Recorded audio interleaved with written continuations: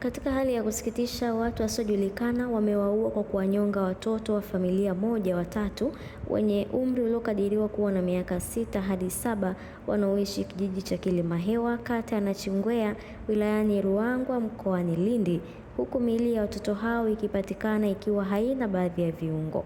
Watoto hao walidaiwa kupotea tangu Juni 8 mwaka 2026 majira ya saa 1 asubuhi wakati wakielekea madrasa, lakini baada ya kufanya jitihada za kuwatafuta ndipo Juni 13 miili ya watoto wawili ilipatikana ikiwa kichakani, huku mwili wa mtoto mwingine ikipatikana Juni 14 asubuhi.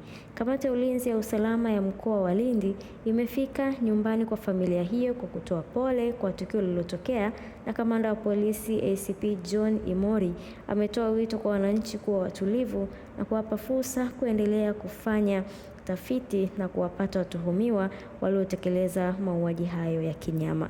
Hii ni PNTV Kiswahili. Tafadhali endelea kufuatilia, kulike, kucomment, lakini pia kusubscribe ili uweze kuwa wa kwanza kupata habari zetu nyingi zinazoendelea hapa kila siku.